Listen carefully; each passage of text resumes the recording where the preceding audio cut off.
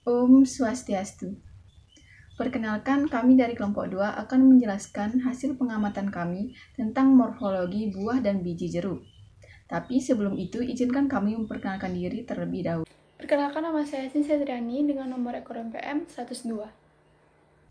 Perkenalkan, saya Putri Dewi Septiani dengan MPM ekor 103. Perkenalkan, nama saya Kadek Putri Ardiani Kucala dengan nomor ekor NPM 104. Perkenalkan, nama saya Luputonggi Premasi Putri dari nomor ekor NPM 105. Perkenalkan, nama saya Maria Carolina Tutu Eke dengan nomor ekor NPM 106. Baik, yang pertama-tama saya akan menjelaskan mengenai bagian buah, di mana bagian buah ini terdiri dari perikarpium dan juga seed atau disebut dengan biji. Nah, perikarpium ini dapat dibedakan menjadi 3, yang dimana ada exokarpium, itu adalah bagian terluarnya, ada mesokarpium bagian tengahnya, dan juga endokarpium itu bagian dalamnya atau yang terdekat dalam biji, terdekat dengan biji. Lalu saya mengamati buah jeruk dan saya akan memberitahu pengamatan saya mengenai bagian-bagian buah jeruk, di mana bagian-bagian jeruk itu sendiri terdiri dari exokarpiumnya itu bagian terluarnya atau bagian kulit yang saya pegang. Lalu untuk mesokarpiumnya itu kan bagian tengah. Bagian mesokarpiumnya itu masih di bagian kulit tapi bagian dalam kulitnya. Nah, ini kan biasanya jeruk itu ada bagian tengahnya itu yang bagian kulitnya yang berwarna putih, itu adalah mesokarpiumnya. Lalu untuk yang endokarpiumnya itu biasanya bagian yang kita makan. Nah, yang di bagian sini yang biasanya kita makan itu yang terletak, yang bagian yang kita makan itu biasanya bagian yang tersebar banyak bijinya tersebar di sana. Berikut adalah bagian-bagian dari buah jeruk. Lalu pada umumnya buah itu terdiri dari 2, ada yang buah sejati atau disebut dengan true fruit, ada yang buah semu disebut dengan south fruit. Nah, untuk lebih lanjutnya atau penjelasan lebih jelasnya mengenai buah sejati dan juga buah semu itu akan dijelaskan oleh teman saya. Sekian dari saya, terima kasih. Baik, di sini saya akan menjelaskan buah jeruk termasuk buah sejati atau buah semu. Tetapi sebelumnya saya akan menjelaskan secara garis besar apa itu buah semu dan apa itu buah sejati. Buah semu dan buah sejati adalah 2 jenis buah yang diklasifikasikan berdasarkan jenis bagian bunga dari mana buah itu tumbuh.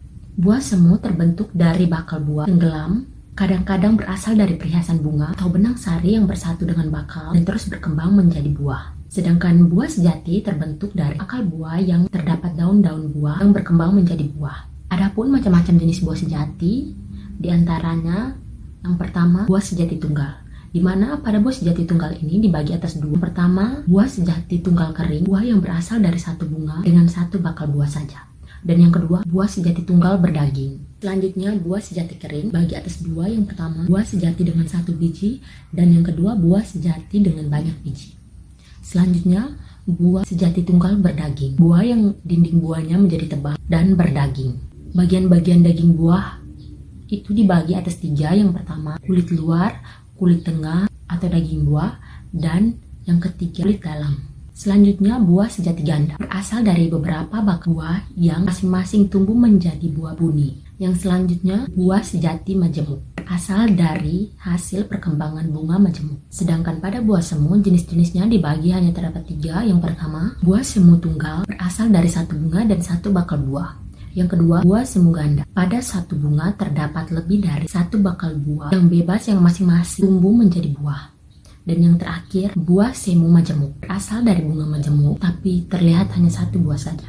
Pada buah jeruk atau Hesperidium termasuk buah sejati, di mana buah jeruk terbentuk dari bakal buah yang terdapat daun-daun buah yang berkembang menjadi buah. Buah jeruk tergolong dalam jenis-jenis buah sejati tunggal berdaging atau flesh fruit di golongan Hesperidium, di mana pada lapisan terluar jeruk itu kasar dan terdapat kelenjar minyak. Baik, di sini saya akan menjelaskan tentang klasifikasi buah. Berdasarkan jumlah buah yang telah berkembang dari bunga, buah dapat dikelompokkan menjadi beberapa kelompok. Yang pertama ada simple fruit, yang kedua ada aggregate fruit, dan yang ketiga ada composite atau multiple fruit. Pada buah jeruk, jeruk termasuk ke dalam simple fruit atau buah tunggal, di mana buahnya berkembang dari satu bunga dengan satu ovari.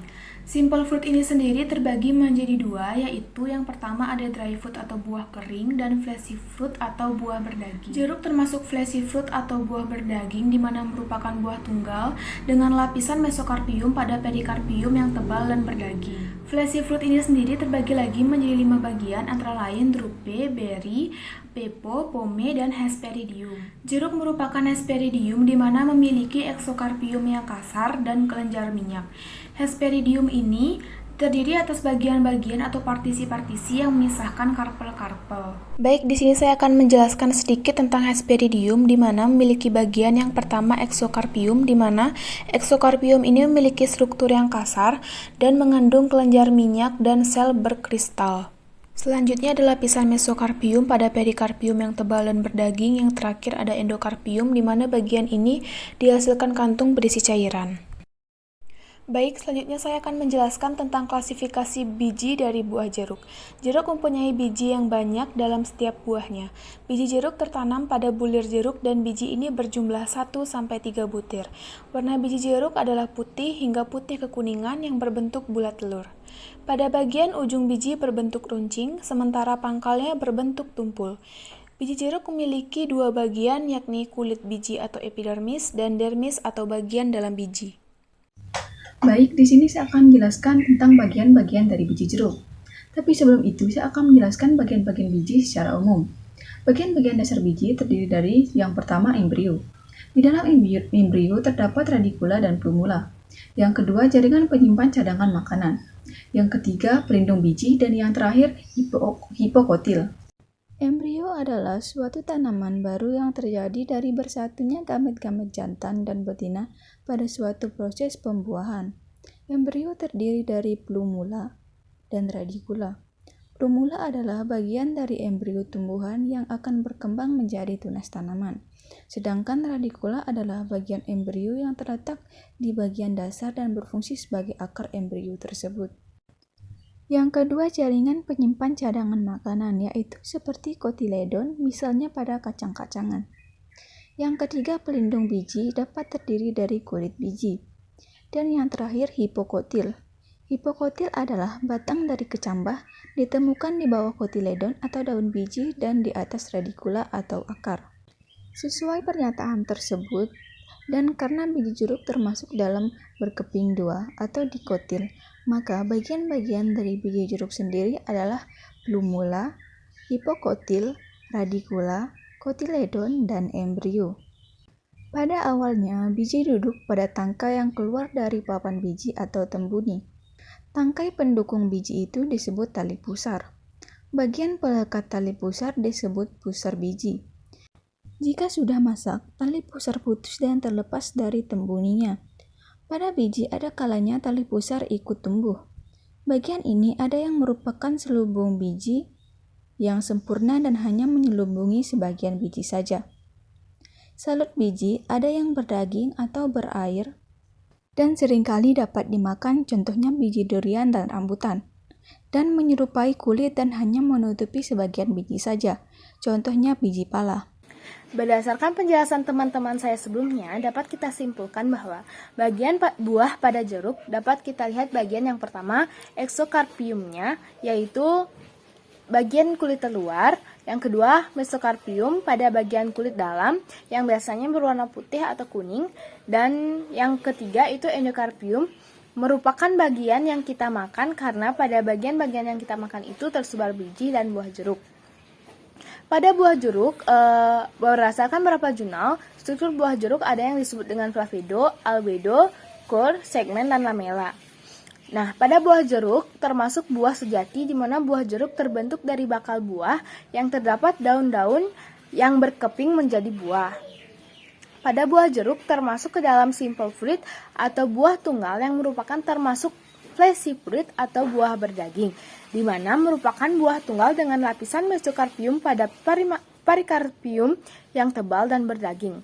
Dan dalam Flaccid jeruk merupakan Hesperidium di mana memiliki eksokarpium yang kasar dan berkelenjar minyak.